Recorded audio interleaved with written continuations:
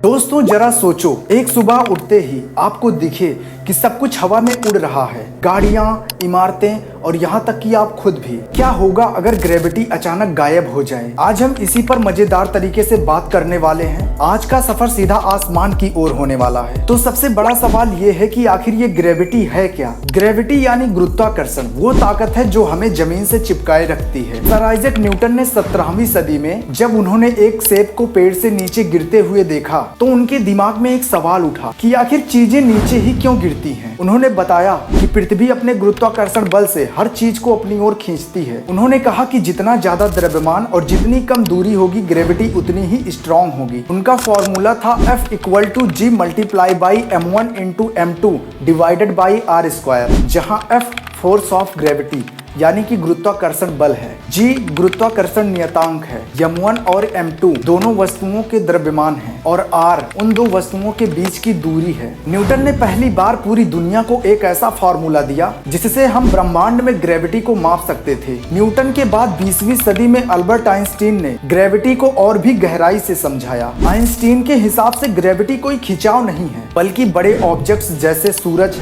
धरती space time को मोड़ते हैं और इसी मुड़े हुए स्पेस टाइम की वजह से चीजें एक दूसरे की ओर गिरती हैं। इसे आप ऐसे समझिए, मान लीजिए स्पेस टाइम एक ट्रैम्पोलाइन है और अगर आप उस पर एक भारी बॉल रख दें तो उस बॉल के आसपास गड्ढा बन जाएगा, और अगर आप उस पर एक छोटी बॉल फेंकते हैं तो वो छोटी बॉल उस गड्ढे के किनारे घूमते घूमते उस गड्ढे में गिर जाएगी। पृथ्वी सूरज के बने हुए गड्ढे में इसी तरह से घूम रही है। अगर ग्रेविटी अचानक गायब हो जाए तो हम और हमारे आसपास की सभी चीजें उड़ने लगेंगी। समुद्र, नदियां, हवा सब कुछ अंतरिक्ष में बिखर जाएंगे। हमारा पूरा सोलर सिस्टम, यहाँ तक कि पूरा यूनिवर्स ही बिखर जाएगा। ग्रेविटी ही वो ताकत है जो सब कुछ एक साथ जोड़कर रखती है। इतने वर्ष बीतने के बाद भी ग्रेविटी को अभी अच्छी तरीके से जाना नहीं गया है। दोस्तों अगर वीडियो पसंद आया हो तो वीडियो को लाइक करना और चैनल को सब्सक्राइब जरूर करना।